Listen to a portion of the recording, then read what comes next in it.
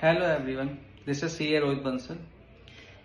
आज हम डिस्कस करने वाले हैं section 44 AD and section 44 AB के बारे में। एक्चुअल में सेक्शन तो बहुत इजी है, लेकिन इसमें कन्फ्लिक्ट क्रिएट होता है कि हम सेक्शन 44 एबी अवेल करें, सेक्शन 44 एडी अवेल करें। आज मैं आपको इसका कन्फ्लिक्ट को रिमूव करूंगा।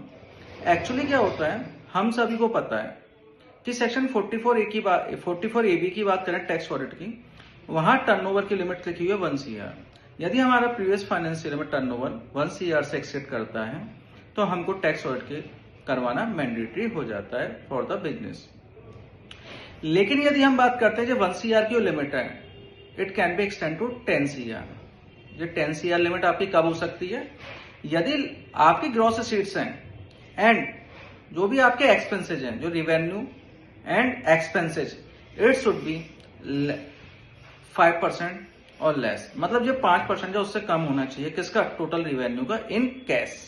इसका मतलब टोटल अगर आपका रिवेन्यू, सपोज अगर आपका रिवेन्यू 8 CR का है और 6 CR का आपका एक्सपेंस है, तो 8 CR का अगर रिवेन्यू तो 8 CR का 5% तक, मतलब 40 लाख तक अगर आपका कैश में रिवेन्यू होता है, या 6 CR आपका एक्सपेंसेज है तो 6 CR का 5% तक आपका 30 लाख तक आपका एक्सपेंसेज होता है, अप टू उस लिमिट तक या उस लिमिट्स के अंदर। तो आपकी लिमिट्स हैं और ये दोनों एक साथ एप्लीकेबल होते हैं रिवेन्यू और एक्सपेंसेस के लिए। आपकी लिमिट जो है 1 CR से 10 CR हो जाती है, मतलब वहां पर आपको 10 CR तक टैक्स आउट की रेट आपको नहीं होगी। अब हम बात समझते हैं सेक्शन 44 एडी के बारे में। सेक्शन 44 एडी में लिखा हुआ है, यदि आपका टर्नओवर 2 CR तक है तो आप 44 एडी अवेल कर सकते हैं फॉर द बिजनेस। यहां पर आपको 44 एडी में लिखा हुआ है कि आपको 8% प्रॉफिट दिखाना मैंडेटरी होता है यदि आपकी रिसीविंग कैश में है। यदि अदर देन कैश है तो आप उसमें 6% तक का प्रॉफिट दिखा सकते हैं। 6% से ज्यादा प्रॉफिट दिखाना मैंडेटरी होता है। और लेकिन यदि आपका अदर देन कैश है तो आपको 6% है, और कैश में है तो वहां पर आपकी लिमिट 8% है, उससे ज्यादा आपको प्रॉफिट दिखाना मैंडेटरी हो जाता है। अब प्रॉब्लम्स कहां पर आती हैं? अगर आप 8% और 6% से कम प्रॉफिट दिखाते हैं तो वहां पर भी आपको टैक्स आउट करवाना मैंडेटरी हो जाता है।